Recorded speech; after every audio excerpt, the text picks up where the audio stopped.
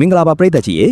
ဒီနေ့မှာတော့အသက်ရှူမလောက်အောင်တိတ်ထိတ်ရင်ဖို့စရာကောင်းတဲ့အဖြစ်အပျက်တစ်ခုကိုပြောပြပေးသွားမှာပါရုတ်တရက်ဆိုသလိုပဲလျှက်စစ်မီးတိုင်ကြီးတစ်ခုရေထဲကိုပြုတ်ကျလာတဲ့အချိန်မှာပဲအရာအားလုံးအန်ဒီရဲ့ရှိသွားခဲ့ပါတယ်ရေပြင်တစ်ခုလုံးမှာလျှက်စစ်တအားတွေပြန့်နှံ့သွားတာကြောင့်ဂျက်တစ်ယောက်အသက်အန်ဒီရဲ့ချမ်းမှာယုံရင်းဆန်ခတ်ဖြစ်သွားခဲ့ရတယ်သူဘာမှလုပ်လို့မရတော့ပဲလှေလေးပေါ်မှာပဲငြင်လေးစောင့်နေဖို့ကလွဲပြီးတခြားရွေးချယ်စရာမရှိတော့ကယ်ဆယ်ရေးအဖွဲ့တွေရောက်လာတဲ့အချိန်မှာတော့အခြေအနေကပိုဆိုးသွားခဲ့တယ်မြေပြင်တစ်ခုလုံးလျှက်စစ်တက်တွေကူးဆက်နေတာကြောင့်ဘယ်သူမှအနီးကပ်မလာရဲကြဘူး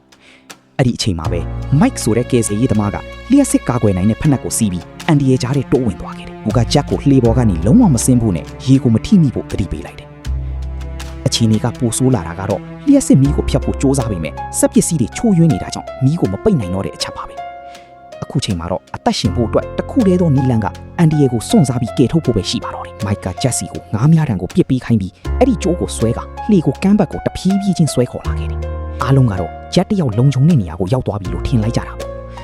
ဒါပေမဲ့ဘယ်သူမှမထင်ထားတဲ့အလှည့်အပြောင်းတစ်ခုကဖြစ်လာခဲ့ပါတယ်